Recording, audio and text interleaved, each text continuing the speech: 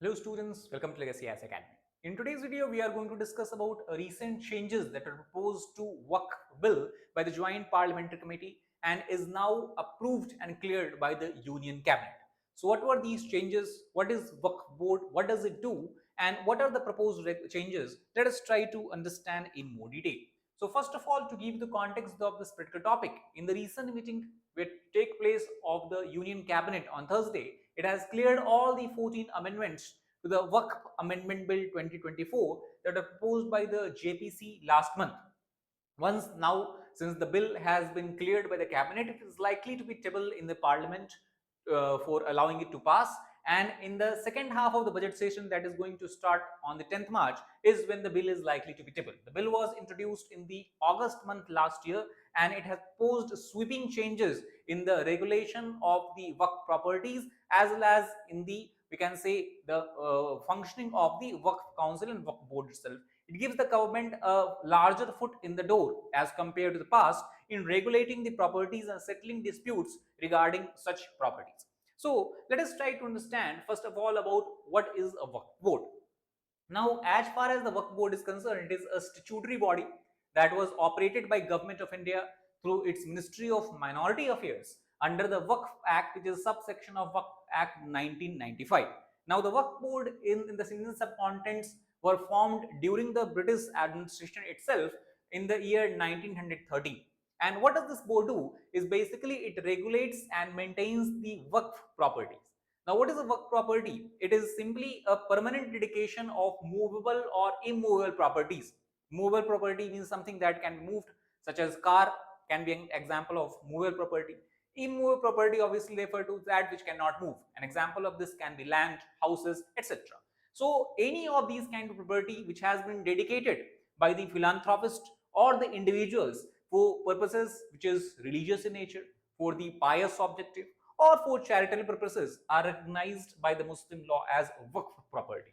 And basically the Waqf Board is the regulatory organization or regulatory authority which manages and maintains the Waqf property. In the you talk about the term that is used when a person dedicates the movable or immovable property for such purposes, it is called as Musroof ul Khidmat, and the person who dedicates the property is called as Waqif. So that is where we have three words: Musroof ul Khidmat, Waqif, and Waqf. Now, if we talk about the Waqf Board, it is not only the board that functions at the central level, rather in many states of India, you have a state Waqf Board. So overall, within India, we talk about there are 13 Waqf Boards, and it controls and manages what we can call as a very large area that spans for almost 9.4 lakh acres in terms of land area across 8.7 lakh properties with an estimated value of today around 1.2 lakh crore. And this makes the Waqf Board the third largest landowner in India after the Indian Railways and the Indian Armed Forces. And the properties which are under the regulation of Waqf Board are not one kind of property, they are different kind of properties, which can be example of agricultural land because someone can donate agricultural land. Then you have the buildings, then you have dargahs or mazars, then you have the graveyards, then you have Eidgah, Khankas, madrasas, mosques, plots, ponds, schools, shops, and various other institutions which has been donated throughout the entire history and which is managed today by the Waqf Board. Now, what are the major changes that were proposed under the Amendment Act and which has also been changed by the Joint Parliamentary Committee? Let us try to understand them one by one.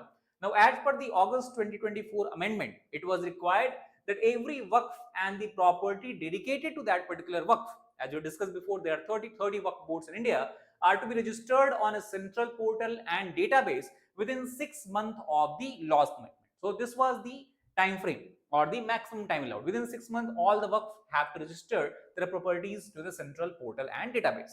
Now, any government property during this time in the database, if government examines and find out that it is not a Waqf property, rather it is a government property, then it would be the duty of the district collector of the given district to then make such inquiry as he deems fit and then submit a report in this regard to the state government, based on which then the decision can be taken to take the property away from the Waqf Board.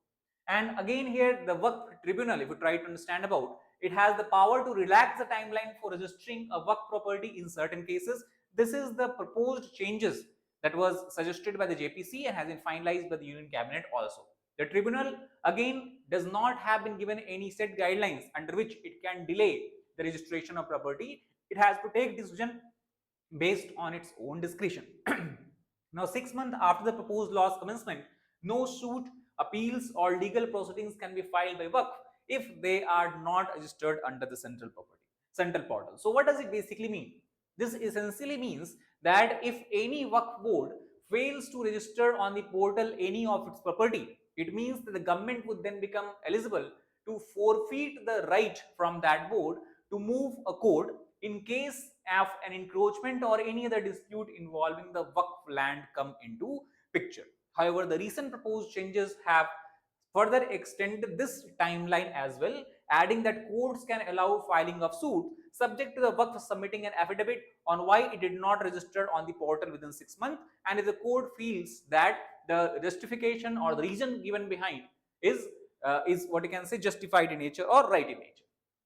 Apart from this, one changes that was made is in the context of the role of the district collector. If we talk about the 2024 bill, it has given the district collector of the given district the right to exercise the power that were previously with the Waqf tribunal.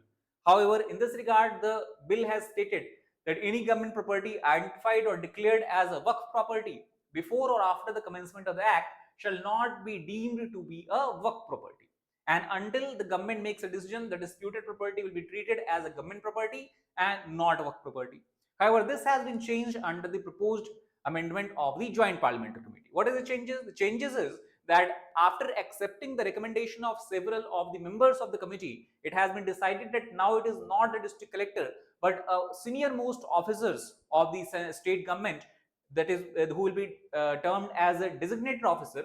They will be responsible for making necessary changes to the revenue record if a property is deemed to be a government property and not a Waqf property. So, what the 2024 bill has vested the power in district collector, now the power has been given to the senior most officers of the state government. Apart from that, the change has been made in the representation of the Waqf board. As per the 2024 bill, it allowed a non-Muslim chief executive officers and at least 2 non-Muslim members who can be appointed by the state government to Waqf board at the state level. However, in this regard, the JPC has accepted the recommendation of BJP MP Abhijit Gangopadhyay, who wanted the state government official who will be appointed by the government in the Waqf board shall be a joint secretary level officer, not lower than this rank, dealing with the Waqf matter. So this change has also been accepted.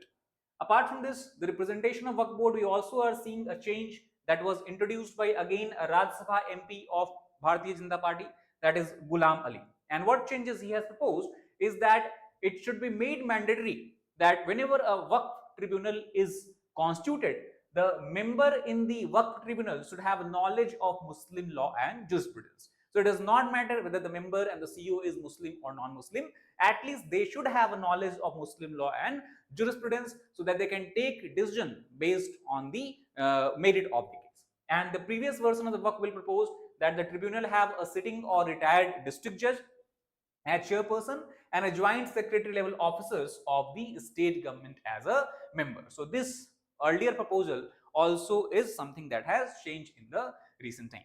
That is all about this particular video. I hope you understood that why the Waqf board is constituted by the government of India at the central level or by the different state government at the state level. What is Waqf, or what does basically Waqf mean? What is its main area and the functions, and what are the recent changes that the government has proposed and Union Cabinet has accepted in the current regard. So we'll have to wait and watch till the bill is passed finally in the next parliamentary session, and then it can be put into force. That is all about this particular video. If you like the video, please hit the like button, share it with your fellow aspirants, as well as subscribe to our channel for more such content.